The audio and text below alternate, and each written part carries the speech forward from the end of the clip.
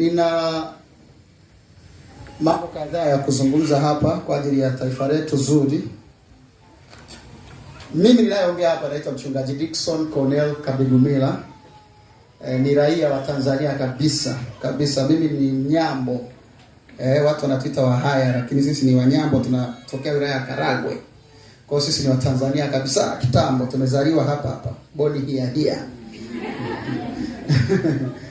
Ni Tanzania kwa kuzaliwa, sio kwa kununua uraia, kwa kuzaliwa. Nimezaliwa, nimesoma hapa mpaka chuo na niko mtaani tangu 2012 tangu nimetoka chuo, namtumikia Mungu. Kwa hiyo na data zangu ziko NIDA, nyingine ziko uhamiaji na passport ya nchi hii. Kwa hiyo mimi ni Mtanzania bila wasiwasi. Amen. Kwa hiyo kama Mtanzania, lakini pia kama mtumishi wa Mungu, nina wajibu wa kushauri pale ambapo kuna uwezekano wa kushauri na uhakika na ushauri nao. Amen. Ninashauri kutoka kwenye engo ya mtumishi wa Mungu, lakini pia kama Tanzania mwenye haki ya kushauri kutokana na uhuru wa kujieleza. Na mwingine angesema ungekwenda Ikulu kashauri, nani mtakwenda lini sasa? Huko waendi watu wa kawaida. Sio rahisi namna hiyo. Tapewa mzunguko hata miaka 2 kuja kwenda. Sasa nitashauri kwa sababu tuna serikali ambayo inafuatilia mitandao na inafuatilia, kwa sababu ushauri wangu sio wa hatari kiasi kwamba labda maadui watakamata taarifa na kuwai. Ushauri wangu ni mzuri tu ambao hata raia wengine wanaruhusiwa kusikia. Ni kama ambavyo ningekuwa ni zamani ningeandika barua ya wazi kwenye magazeti. Barua ya wazi kwa rais, barua ya wazi kwa waziri, barua ya wazi kwa mkuu wa mkoa labda Dar es Salaam. Sawa? Simewahi kuona hayo mambo? Huwa kuna kitu kama hicho. Na leo kabla sijatoa ushauri, nitadhibitisha kwenye maandiko ya kwamba ni wajibu wa watumishi wa Mungu kushauri serikali na watawala ili katikati ya washauri walionao tayari waongeze na ushauri wa watumishi wa Mungu, wapime, walinganisha, alafu wachukue hatua. Amen. Kwenye kitabu cha Danieli sura ya 4, mfalme mmoja aitwaye Nebukadreza, unaweza kuanzia mstari wa kwanza ukasoma tu mpaka 28. Danieli 4 mstari wa kwanza hadi 28. Alihota ndoto, na alipoota ndoto akafanyaje? Akasahau. Aliposahau ile ndoto aliyoota, akatafuta wale wasaidizi wake, akamwambia nimeota ndoto lakini nimesahau. Wakashindwa, akasema sasa wote wewe usahau wewe alafu tuulize sisi. Kwa hiyo hakuna uwezekano. Yule mtu alikuwa anaamini kwenye masuala ya rohoni au kuwasikiliza watu ambao wana uwezo wa ziada kuliko binadamu wa kawaida. Sema alikuwa anaamini katika upande wa pili wa nguvu za giza.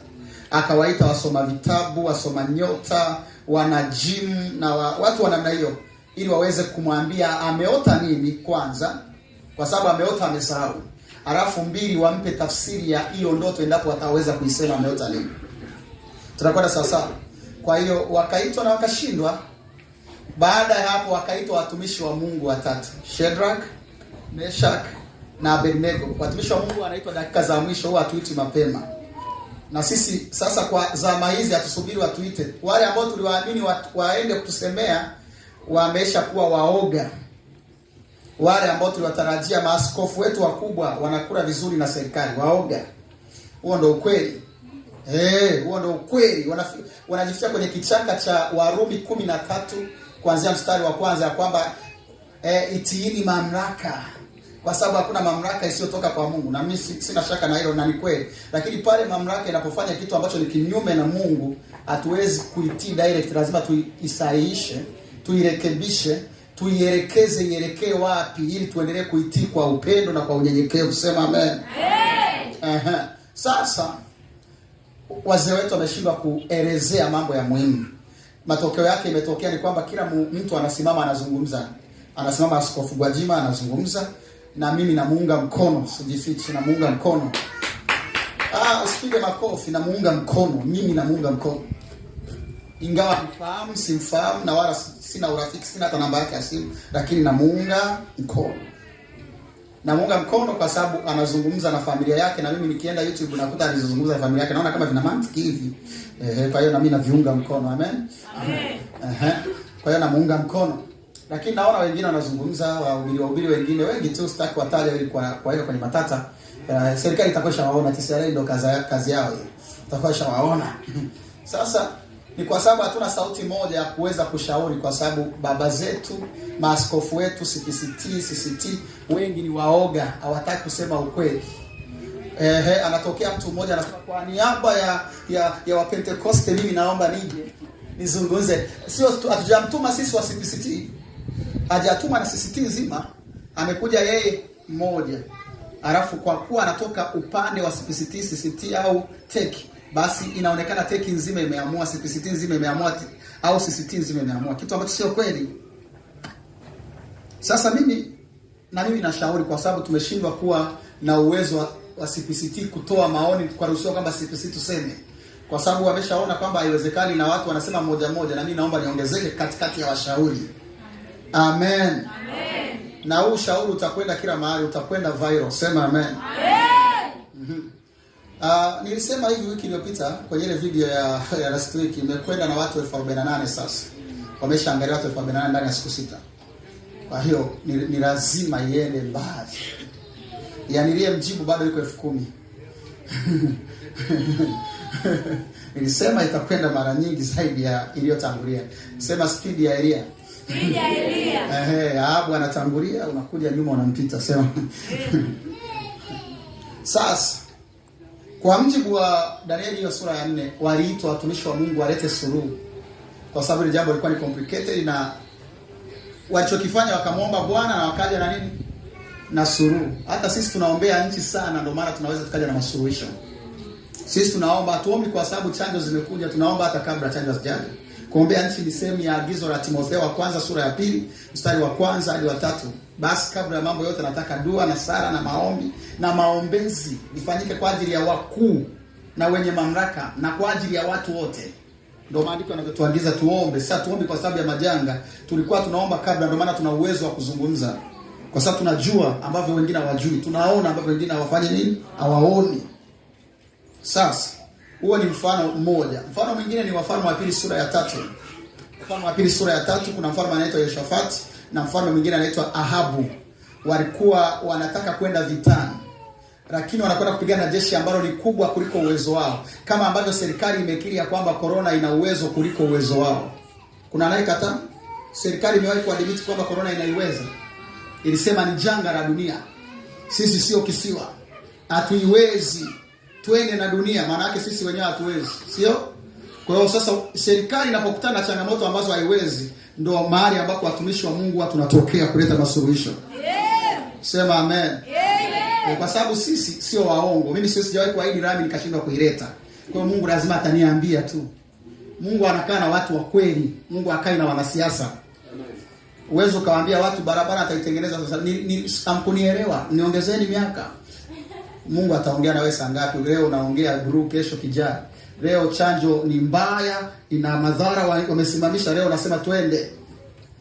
Mungu atasema na wewe saa ngapi? Mtu ambaye ni popo, si ndege, si mnyama, Mungu ataongea na wewe saa ngapi? Mungu anaongea na watu ambao wana moyo safi. Mathayo 5:8, heri wenye moyo safi, maana hao watamuona. Sio watamuona mbinguni, watamu-experience. Mungu ni halisi na Mungu yupo. Sema amen. Amen. Na alafu ni Mungu aliye karibu, wala sio Mungu aliye mbali. Yeremia 23:23. Alafu Yeremia 29:12-13, nanyi mtakwenda na kunitafuta na kuniomba, nanyi mtaniona mtakaponitafuta kwa mioyo yenu. Mwanasiasa hawezi kumuona Mungu kwa sababu ni ndumila kuili. Sisi tuna uwezo. Sasa kabla sijatoa ushauri, nataka niwasaidie watu wa serikali. Tuna tofauti kati ya viongozi wa dini na viongozi wa kiroho. Viongozi wa dini walikwenda kusomea vyeti chuo cha Biblia, wakarudi nyumbani wakalala, wakasubiri kuendesha ibada. Amen. Viongozi wa kiroho Mungu aliwachagua tangu tumboni kwa mama zao kwa ajili ya majira kama haya. Sema amen. Mmoja wapo ni nyinyi. Kwa hiyo mimi sio kiongozi wa dini. Ndio maana ukisikia viongozi wa dini wanakwenda Ikulu, sitakwenda. Kwa sababu mimi si mpaka tukasema viongozi wa kiroho. Tunaomba muongee na Mheshimiwa Rais, anataka kuwaona, utaniona na mimi. Kiongozi wa kiroho. Ila wa kidini mimi sipo. Hata ungeleta barua siendi kama ina jina la kiongozi wa D. Ikiandikwa kiongozi wa kiroho, utaniona wa kwanza Ikulu. Na nikifika sitaongea ambacho kitamfurahisha rais au waziri mkuu au nani. Nitaongea ambacho kimetoka kwa nani? Kwa Bwana. Kama Mikaya. Kinapendwa nitakisema, akipendwi nitakisema, kinakera nitakisema, kinavutia nitakisema. Sitasema ili kumfurahisha mwanadamu, kwa sababu mwisho wa siku nitasimama mbele za nani? Za Mungu kutoa hesabu. Mwanadamu anapita. Tangu tumeanza hii ni awamu ya 6, tangu nchi imekuwa na marais. Kwa hiyo kila rais atapita tu. Kwa hiyo ukimramba vidore, ukimramba miguu, unapita naye. Awamu yake ikipita na umepita. Akifa na umekufa. Umenielewa vizuri? Lakini ukimramba Mungu miguu, utadumu hata milele. Amen. Sema amen. Amen. Sawa, kwenye Wafalme wa Pili sura ya 3, Yehoshafati na Ahabu walikuwa wamekutana na changamoto ambayo inawazidi uwezo. Kama ambavyo Tanzania imekutana na changamoto ya corona, na kwa namna serikali ya awamu ya 6 ilivyosema imewazidi uwezo. Ndio walivyosema hali ni mbaya. Kila anayesimama kuongea kwenye vyombo vya habari anasema hali ni mbaya. Corona ndo wimbo wa kusifu na kuabudu wa nchi hii sasa. Yaani hata akiongea vingine vyote bado ataongelea na corona kidogo. Utafikiri yani na yenyewe ni moja kati ya wagombea wa kujitegemea katika taifa. Sasa huo ni ushahidi ya kwamba imewashinda au sio? Ingawa sisi huku raiani tunapeta, haijatushinda. Raiani tunaendelea kupumua, hatuna shida. Ila wao imewashinda. Sasa sisi tunakuja kuwapa majibu sasa. Ndio kazi ya watumishi wa Mungu. Lakini sio hapo tu.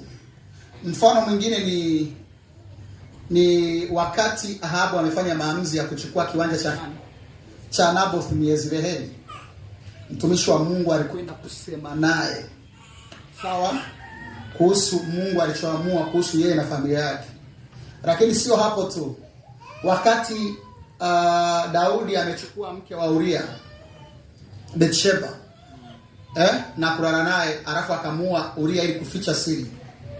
Uria asijue. Mungu alituma mtumishi wake akaseme na kiongozi wa nchi. Sema amen. Amen. Ninachomshukuru Mungu, serikali hii kubwa, hii serikali tulionayo inapenda mitandao. Kwa hiyo habari itafika hata Ikulu. Kwa hiyo itafika tu. Na uhakika itafika. Kwa hiyo wanaisikiliza mitandao, wanaifuata mitandao pia. Kwa hiyo itafika. Sasa ushauri wangu wa kwanza ni kwenye eneo la chanjo. Kwenye eneo la chanjo. Jambo la kwanza ambalo namshukuru Mungu ni kwamba serikali yetu ya Tanzania na uongozi wake tumesema chanjo ni nini? Ni hiari. Anayetaka akafanyeje? Akachanjwe, asiyetaka aache, asiwabuguzi wanaofanyaje? Wanaochanjwa. Lakini pia na anayechanjwa naye aache kiherehere cha kuja kwenye akaunti yake kutushawishi. Kama wataendelea hivi kutushawishi, pia wasiochanjwa nao waendelee kumwaga madesa. Tukubaliane wote, tukae kimya. Huo ndio ushauri wa kwanza. Akinyamaza Gwajima na wasanii wanyamaze. Akinyamaza sijui nani na nani na wengine nao wafanye nini? Tunyamaze wote. Tubaki tu pale pale kwamba jamani, ziko kituo namba fulani anayetaka akimbia, nenda kimya kimya. Sema kimya kimya. Kimya kimya. Hii ni party ya kimya kimya. Hapo tutakuwa tumefanikisha zoezi, tutakuwa tumefanya fair.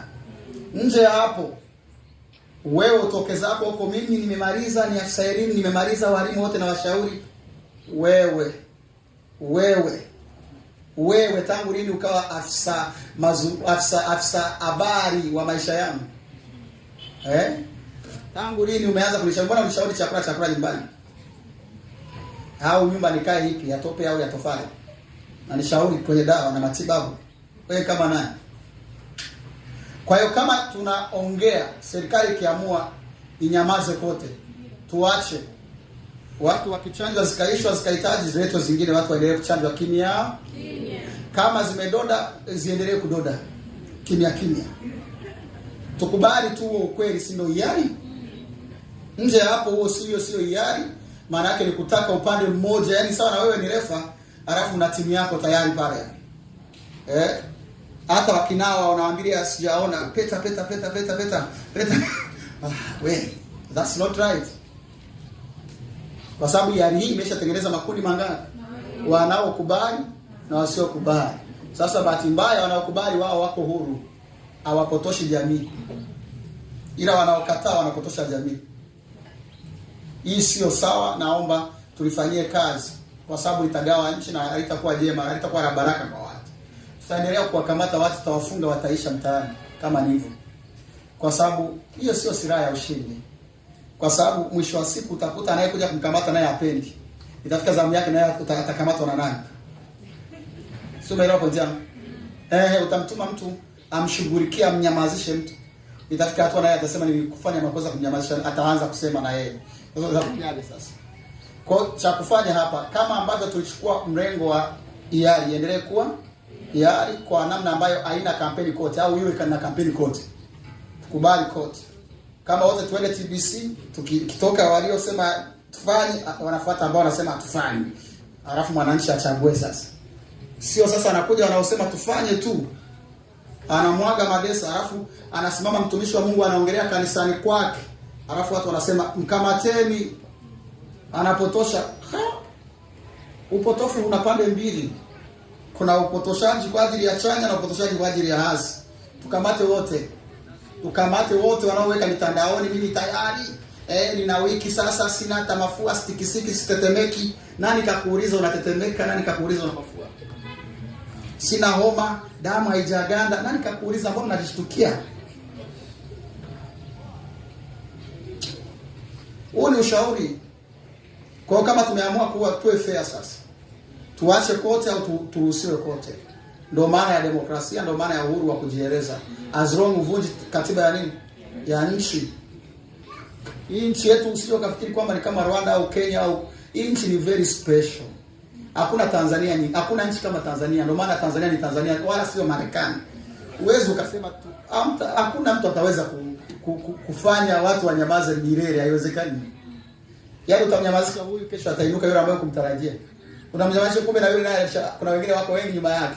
Tena bahati mbaya kati ya vitu ambavyo nimevigundua, ukimzuia mmoja unawafanya wengine waseme kumbe kuna ukweli Kumbe kuna ukweli Mbona? Umeelewa? Sasa njia moja wapo ni either tukubaliane wote kwamba tunyamaze au wote tuongee. Nje hapo itakuwa sio sawa. Itakuwa ni bias katika nchi ya kidemokrasia. Jambo jingine, huo ni upande wa wapiga kelele wanaoongea kila mahali, wanaokubali na wanaokataa. Alafu jambo la pili ni upande wa ufanisi wa hiyo chanjo. Ufanisi. Sisi tumepata chanjo ya mkopo, ya msaada kutoka COVAX, right? Kutoka nchi, mpango wa kusaidia nchi maskini ambazo hazina uwezo, COVAX. Tumepata dozi zetu 1,158,000. Na taifa lina watu 60,000,000. Sawa sawa. Kiasi kwamba hakuna mtu ambaye anaruhusiwa kuchanja dozi 2 peke yake kwa sababu atawapunja wenzake, sio? Si sawa? Si sawa? Kwa hiyo basi itabidi walau kila Mtanzania apate share ya kachanjo kamoja. Watakuwa bado wamechanja watu 1,150,000 na 8 kama zikichanjwa zote. Sasa waliotuletea msaada wenyewe Marekani tayari asilimia kubwa tu, tuseme watu 190 na kitu walikuwa wameshachanjwa, na wengi wao kati yao wamechanjwa chanjo zote mbili. Taarifa ziko wazi, wala sio unabii. Chanjo zile mbili zimedunda. Huo ndio ukweli, zimedunda. Sio uongo, zimedunda. Kwa sababu kirusi kimekuja kingine kinaitwa lambda. Kina lambda ndani yake. Kirusi lambda. Wala walisoma hesabu hizo namba za changani wanafahamu zela, theta, na kadhalika, theta, na lambda, beta, alpha. Sasa kirusi lambda kimeleta lambda huko nchini Marekani. Kivipi? Kwamba watu waliochanjwa mbili sasa kinawapata wana test positive. Moja wapo ni kati ya watu walio test positive ni magavana 3 wa Marekani wametest positive tena corona na chanjo zao 2. Na sasa serikali imesema waende kwenye sindano ya tatu, booster. Sasa kwa mfano, kama ambavyo lengo letu ni kuwakinga wananchi na kuwaepusha na matatizo. Ukishaona hivyo, wewe ambaye ulikuwa na kamoja tena kama msaada na akajafika hata moja, tuseme milioni moja kwa 60 ni moja ya 60. Na hiyo moja 60 yenyewe bado watu hawajamaliza. Ukishaona hivyo, wewe una haja gani ya kuendelea kuwa na haraka ya kuhimiza watu waendelee kuchanjwa hiyo moja wakati mbili zimegoma, watu wameanza kuchukua ya tatu? Tuongee tu viongozi wetu wa afya na watu wetu wa juu. Kwani tusitumie hekima tukanyamaza, tukaambia watu zinaendelea kwenda kimya kimya huko, watu wametugomea, wametukatalia. Kuna ka resistance kasikoeleweka kametoka wapi, wa Tanzania hatujaelewa, huwa ni kondoo, lakini mara hii tunashangaa kama ameanza kuwa simba kiasi. Inaeleweka tu. Ni vitu vya kawaida kwamba watu wana maamuzi, ndio maana demokrasia, sio? Sasa wakati wote tunaangalia hawa watu, mwingine atasema lakini ndugu mtumishi, umeshauri vizuri kwamba tuangalie, tusubiri kama zile mbili zimefeli, wamechukua ya tatu. Sisi wenye moja na ambao hatuna moja ikija, si ndio hatari zaidi? Naamini sio hatari zaidi, kwa sababu uzuri ugonjwa umeshajulikana ni ugonjwa wa kirusi. Sema kirusi. Alafu kirusi hiki akiingii kwenye damu kama cha HIV kikawa complicated. Hiki kirusi kinaweza kikazuiwa kama virusi vingine. Vitamini C, mazoezi, kula vizuri, kujitunza, kuepuka mambo ambayo yanaweza kusababisha ukaambukizwa. Kubwa kuliko zote kumtanguliza Mungu mbele.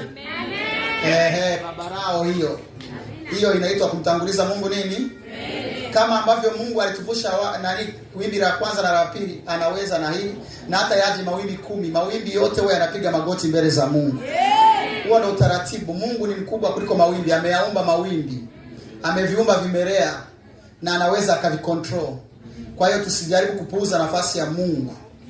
Nafasi ya Mungu haikwepeki, lakini maana yake najaribu kusisitiza hapa, kwa sababu mtaweza kusema sasa, unasema tuache, tufanye nini? Tuchukue uelekeo ule uliotuponya mwanzoni. Tufuate kilichotuokoa wimbi la kwanza, tufuate kilichotuokoa wimbi la pili. Mwingine atasema hapana, taarifa zilikuwa zinafichwa.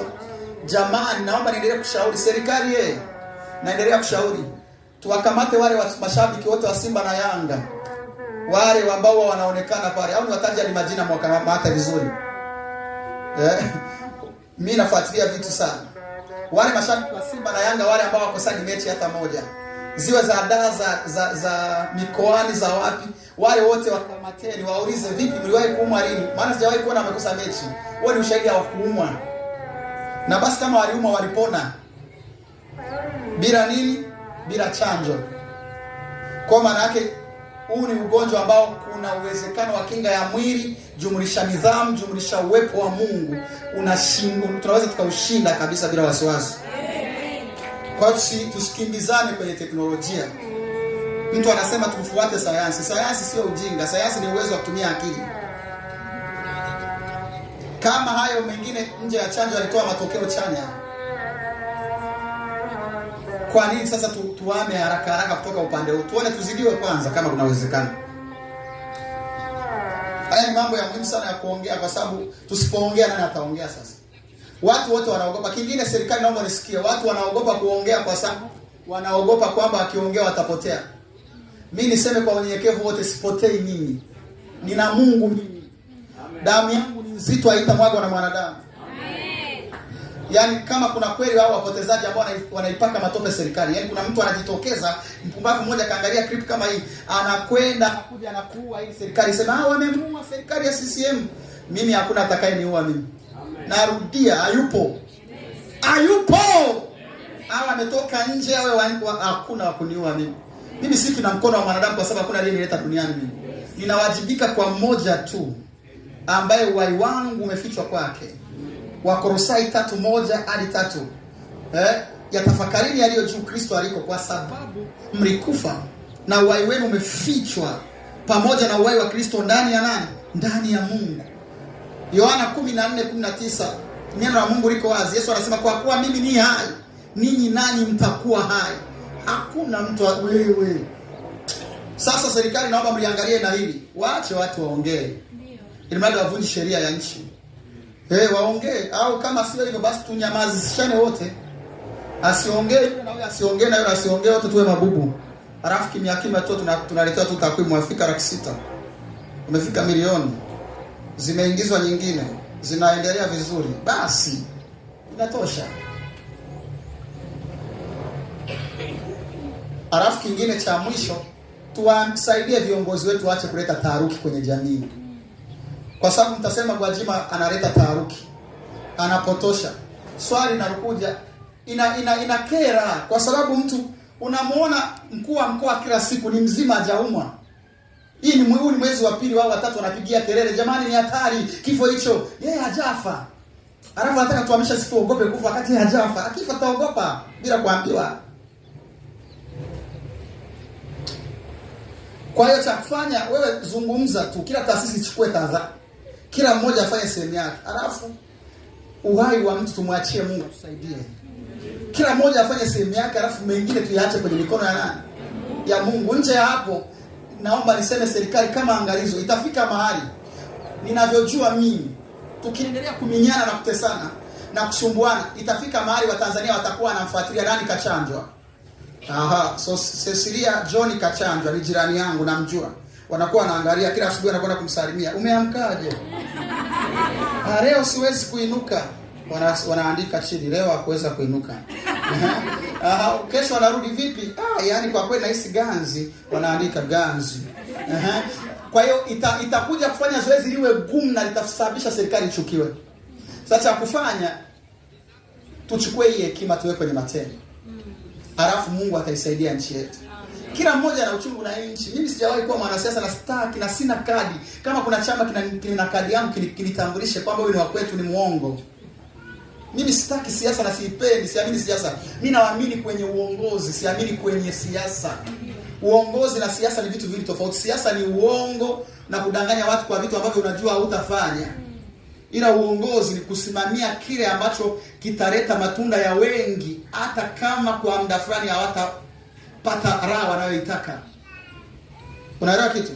Wewe unaona mahali kuna mahali tunakwenda, nikifanya hiki kuna kitu kitatokea. Mtu kwa mfano uongozi ni nini? Ni kukamata hera ya kufanya sherehe ya uhuru ukaigeuza kuwa barabara ya kutoka Morocco mpaka Mwenge ili foleni ishe. Huo ni uongozi. Naomba niseme tena, binafsi kwa mfano mimi kwa kweli tozo inanikera. Huo ni ukweli. Kama kuna kiongozi unanitazama mkubwa na Ikulu itafika, najua sauti ya Mungu Bwana ndio itafika. Kwa hiyo hata mimi tozo kwa kweli inakera. Kwa mfano unatoka 50,000 kako, unakatuma 50,000 umeramba 5,000. Na yeye akaenda kutoa na kato nyingine. Kwa kweli inakera. Huo ni ukweli. Lakini tukirudi upande wa pili, kama kweli hizi hela zitatumika kwa haki, zisivuje, kuna mahali tutasogea. Huo ni ukweli. Huo sio uongo. Na taratibu tunaanza kuzoea kiasi fulani kwa sababu ni maumivu, lakini tutafanyaje? Tunaanza kuzoea kwa sababu kuonesha dalili ya kubadilika.